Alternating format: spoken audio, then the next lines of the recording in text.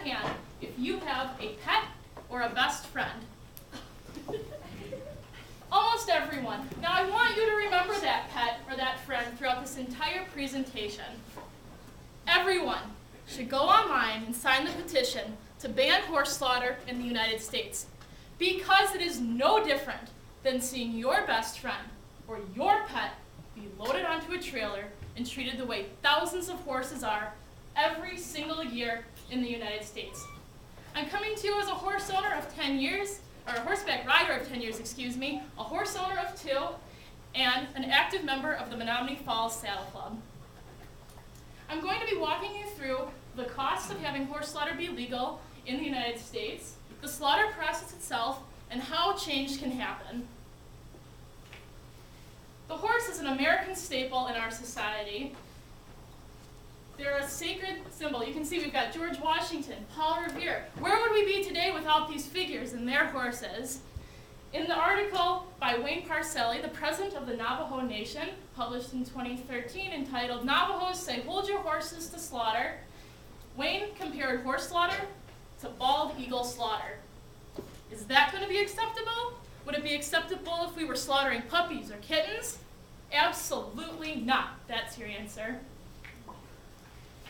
Horses are not raised to be consumption animals. Horses are raised as work animals and companion animals.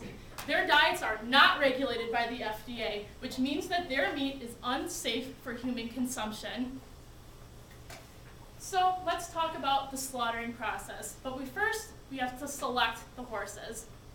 Horses are selected, not at random, but they can be any horse. Foals, which are babies, mares who are pregnant, and even elderly horses. They are transported in gigantic cattle trailers and accessed the Horse Slaughter Prevention Act. They say that the cattle trailers are shorter, so let's go down like this. That's what it's like. So that means your trip from, let's say, the outskirts of Georgia all the way to Montana, you're riding like this. Now let's change that. Let's go like this. Because you're packed into a cattle trailer, which is too short for you, with about 25 other horses. There are no stops for food. There are no stops for water. There is no stops for exhaustion. It's continuous. The slides that I'm about to show you are very graphic and disturbing. If you feel that you aren't able to handle it, please look away. I strongly urge you, because it is extremely relevant. These are conditions of a trailer. This horse has its back cannon bone snapped in half. It was trampled on the way out and left for dead. Notice the feces in this trailer. This is not an uncommon image. Excuse me. It's not an uncommon image, and that's extremely disturbing. So, the slaughter process. In America, we use what we call the puntia method. That is, you stick a rusty dagger in the back of the horse's head, and that is not euthanasia. It's not even slaughter. It paralyzes the horse. The word euthanasia, it is of Greek origin. Eu, meaning well, thanatos, meaning death. Well, death. Seems a little ironic to me.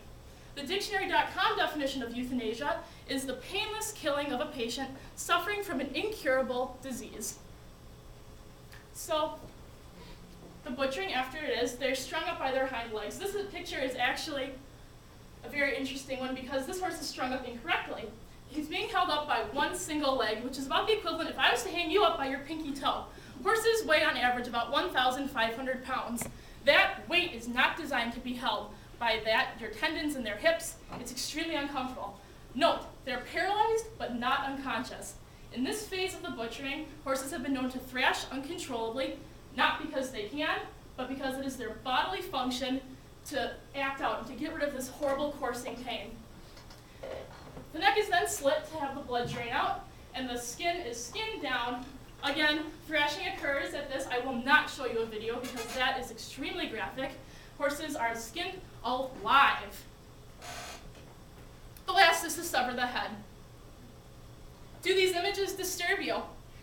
If this content is not appropriate to show to a minor, why is it appropriate to have in our society? President Barack Obama promised in 2012 to enable the Horse Slaughter Prevention Act. And if we can get 15,000 signatures, this will go to legislation to be ended. And I can tell you, as of November 14th, we are at 12,376. It's an interesting fact. I went online the other day to see if, because I have given this speech in my section, 2 people signed it. 2 out of 31.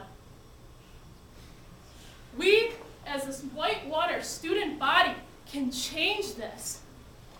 Whitewater can change this. To get the ball rolling, we need less than the student body. If everyone wants to take a minute, open a Google browser, type in horse slaughter petition, and just sign your name, give your email, and throw on the Whitewater zip code.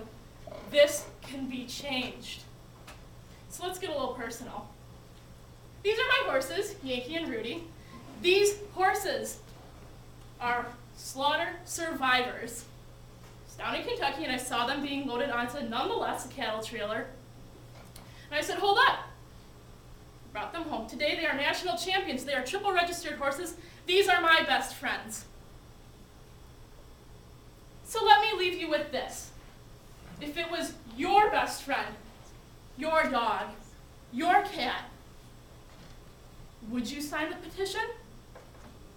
I would.